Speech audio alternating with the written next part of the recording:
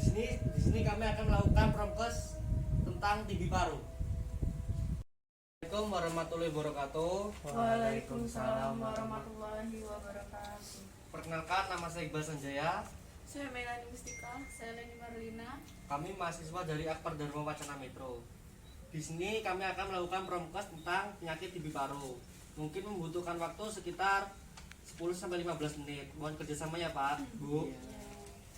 Jadi sebelumnya Bapak Ibu udah tahu belum penyakit TB paru itu apa? Belum. Nah, jadi penyakit TB paru itu adalah penyakit menular yang disebabkan oleh kuman Mycobacterium tuberculosis. Kuman tersebut dapat menyerang bagian-bagian tubuh kita seperti paru-paru, tulang, sendi, selaput otak, dan lain-lain.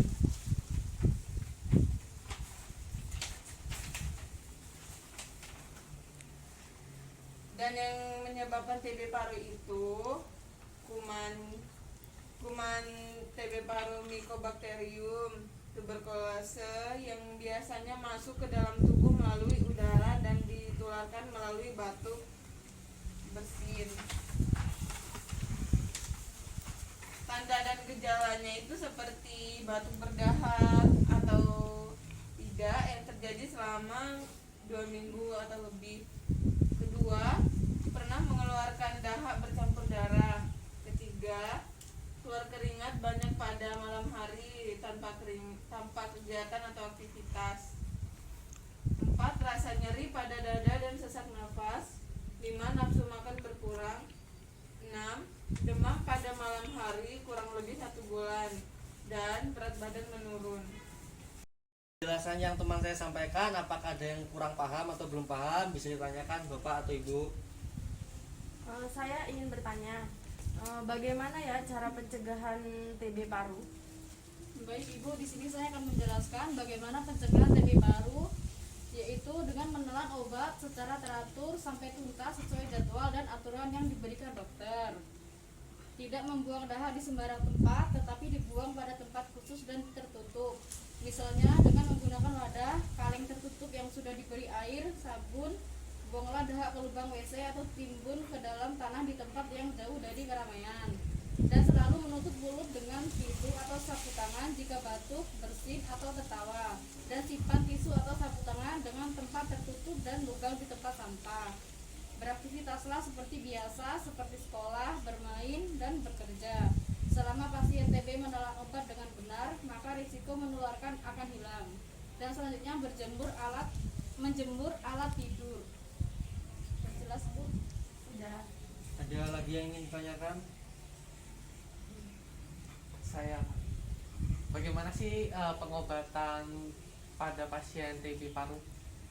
Baik Bapak, saya akan menjelaskan bagaimana pengobatannya. Jadi pengobatan TB paru itu yang pertama dilakukan dalam 2 tahap, yaitu tahap awal atau intensif selama 2 bulan dan tahap lanjutan lama pengobatan 6-8 bulan tergantung berat ringannya penyakit. Penderita harus minum obat secara lengkap dan teratur sesuai jadwal berobat sampai dinyatakan sembuh. Yang kedua, petugas kesehatan akan melakukan 3 kali pemeriksaan ulang dahak untuk mengetahui perkembangan kemajuan pengobatan, yaitu pada akhir pengobatan, tahap awal, sebulan sebelum akhir pengobatan, dan pada akhir pengobatan. Dan yang ketiga, penderita TB paru tidak boleh putus obat karena menghambat penyembuhan. Pengobatan bisa didapatkan di puskesmas, balai pengobatan penyakit paru-paru, rumah sakit, klinik, dan dokter praktek swasta. Sudah paham Bapak? Sudah. Ada lagi yang ingin tanyakan? Baik, tadi kan katanya kalau TB itu batuk. Bagaimana cara apa yang kita lakukan kalau batuk itu ada di cara mengeluarkan dahaknya? Baik Ibu, saya akan menjelaskan. Jadi bisa dilakukan dengan batuk efektif, yaitu mengeluarkan dahak dengan sebagai berikut. Yang pertama, minumlah air hangat terlebih dahulu.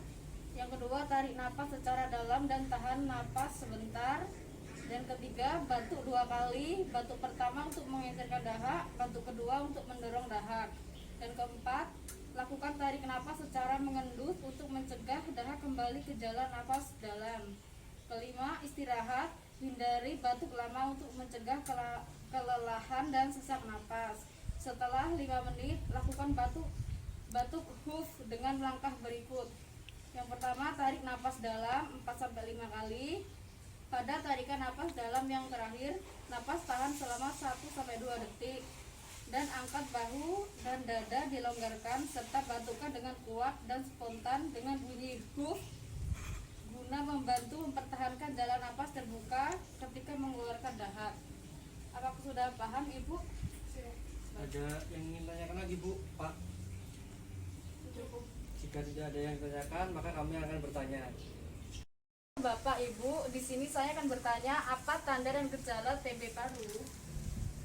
Batuk berdahak atau tidak itu terjadi 2 minggu lebih, kemudian pernah mengeluarkan dahak bercampur darah. Nyeri pada dada dan sesak nafas, kemudian kurangnya nafsu makan. Kemudian demam pada malam hari kurang lebih 1 bulan, kemudian berat badan menurun. Bu, di sini kami telah selesai melakukan penyuluhan. Ini ada leaflet yang bisa Bapak atau Ibu baca jika kurang paham. Terima kasih Mas. Terima kasih atas waktu yang sudah diluangkan. Kami ucapkan Assalamualaikum warahmatullahi wabarakatuh. Waalaikumsalam warahmatullahi wabarakatuh.